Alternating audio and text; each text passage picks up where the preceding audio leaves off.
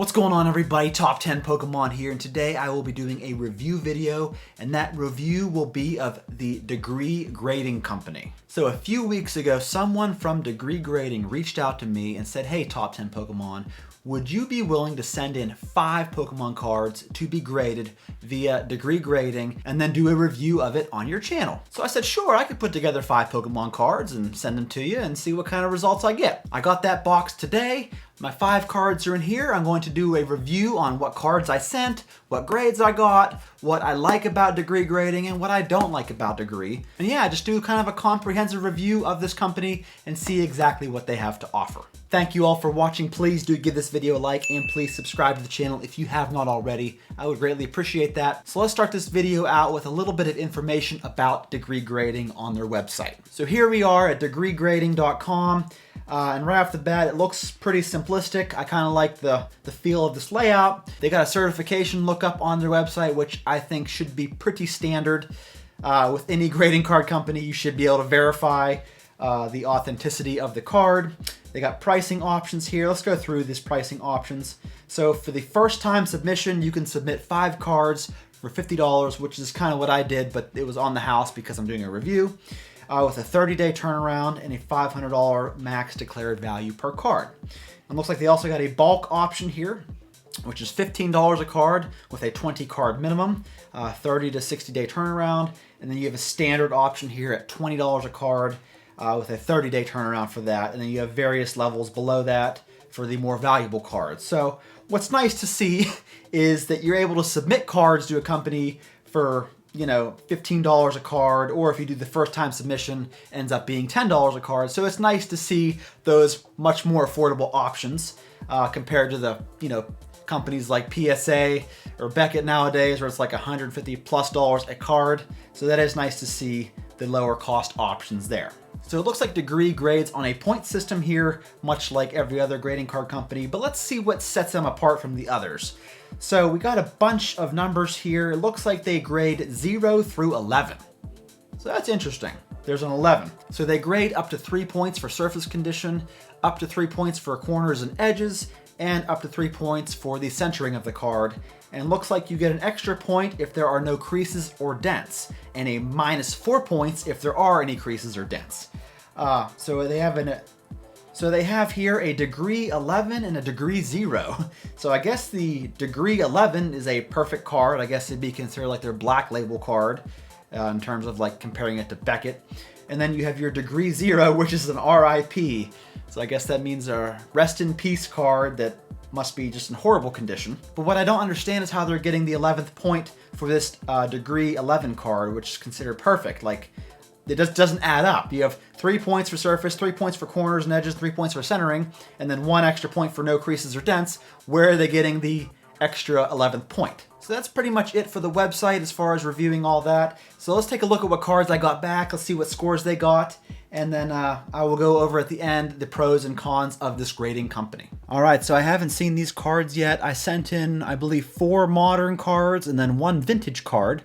So let's see what kind of grades they got. But first, let's go over the condition of the cards that I sent in before we take a look at the grade. So this is the first card. It's looking pretty nice in the back. You got a very small dot up there, small dot down there. But overall, the edges look pretty clean, pretty well centered on the back. So let's take a look. Okay, so it is a promo or Black Star promo Sun and Moon Pikachu card. Beautiful holofoil. It's hard to tell exactly what's on the holo once it's in the case. But from what I can tell on the front, it's a little bit shifted from right to left as far as centering. Not too bad top to bottom. So if I had to guess, I would say this is a Mint 9 card. And it is. You got the Degree 9. So I believe 0 through 3 is a red and black label. 4 through 7 is the yellow and black label, and then 8 through, I guess, 11 would be the screen label. But yeah, Mint 9 looks very good. I like the label. I like how simplistic it is. I don't like how the newer grading companies like Ace Grading, and they got these stupid customized labels that half the time look awful, and they try to like customize it to the background of the card itself. I don't know. I'm not a big fan of those custom labels. I kind of just like a standard green and black label. It looks very good. Or, you know, PSA, Beckett, CGC. But yeah, this Pikachu here scored the Mint 9, so that's pretty much what I expected. On to the next card. I believe most of these cards are going to be 8s, 9s, possibly a 10. But I think for the most part, we're going to see 8s and 9s. So I noticed what I don't like about the label so far is that you have to scan for the subgrades. I feel like there's plenty of room back here to have put the subgrades for this card. I don't know, maybe I'm just really lazy. I just don't feel like getting my phone out and scanning it and looking it up on degree.com every time I want to see the subgrades for these cards. So I feel like they could have put that in the back of it. But otherwise, I do like the labels. So this card right here looks very, very nice. Pretty much perfectly centered on the back, very clean on the edges. Let's take a look here. Oh, it's the Moltres, Zapdos, and Articuno GX. Beautiful card. I love the legendary birds. I think I love them more than the evolutions, but I still got love for the evolutions, don't get me wrong. But let's see what this card got. I mean, it looks very nice in the front, very well centered. I'm gonna go ahead and say a degree 10 for this card. Ready? Hey, very nice. A Gem Mint 10. That looks very, very nice. I'm not, like I said previously, I'm not sure how you get a degree 11 as far as their point system. It doesn't make any sense to me because this card looks pretty immaculate.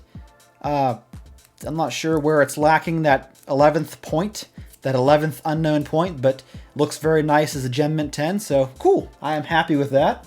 All right, up next here, right off the bat, you can tell this is off-centered on the back, but otherwise it's pretty darn clean. Might have a little spot right there. Yeah, a little spot in the bottom.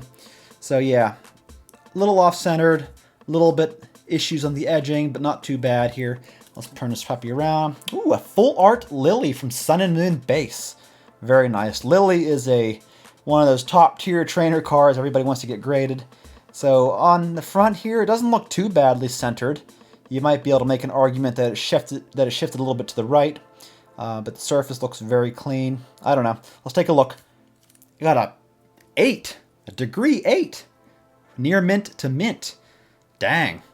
I would have put that as like a 9 or something. But I guess with the centering and then maybe, you know, the issue on the edge there, gave that a degree 8. So still looks very nice. I do like the Lily Trainer cards a lot. Next card here. This one's got some edge wear. This must be my vintage card I sent. So as you can see, the sides are not looking nearly as good as the other cards, and it's a bit off-centered. So let's take a look and see. This is the non-holo Mew from Expedition Set, one of the best Mew cards of all time, in my opinion. The surface looked very nice. I think the centering looks good in the front. With it not being a holo, I think that the surface should score high, but it's just the back centering and edges that might deplete this card. So I would say with the Lily getting the 8, maybe this would be a 7. And, oh, this one also got the 8. So it must have been a point deducted from the centering and then from the surface on the back, giving it the near mint to mint degree 8. So very nice. Beautiful, beautiful card. I love that card. And last but not least, we have, this one must be the Eevee VMAX I decided to send in. I had a bunch of these Eevee VMAX cards. They were all off-centered on the back. This was ironic. This is sadly the most well-centered one I had. And the edges look pretty nice on it. But yeah, definitely off-centered. There it is, Eevee VMAX, some Shining Fates. And it got the degree 9, mint. So that must have been just the centering. The surface and edges and corners must have been pretty flawless, and they took a point off for centering. So, yep, there you have it, folks. Here is all 5 cards. I got 2 8s, 2 9s, and this beautiful 10 on the Moltres, Zapdos, and Articuno GX from Hidden Fates. So my final thoughts on Degree. Let me start with the pros. The pros are that it's an affordable grading card company, you know. And most of the lower tiered ones, or most of the more unknown grading card companies you're not going to see them charging $150 as a base price like PSA. So it is nice to see a grading card company that offers a much more affordable price. I do like the labels. I like the look of the green. I kind of wish they would have made like a blue label for the Degree 11 card or something to set it apart from the 8 through 10, but that's just a minor gripe. And then also I wish that they had the subgrades on the back of the label like I was stating earlier, so you have to like scan it and look up each one. I don't know, I feel like that could have been an easy thing to do and saved us a bit of a hassle. And I do like the cases they come in. They look like very, very similar to the PSA cases with the frosted plastic on the edges there, so I do like that. Now, perhaps the biggest con of all with this grading card company is, of course, the value. The value is just not there, especially for the cards that aren't a Gem Mint 10 or a Degree 11 Perfect.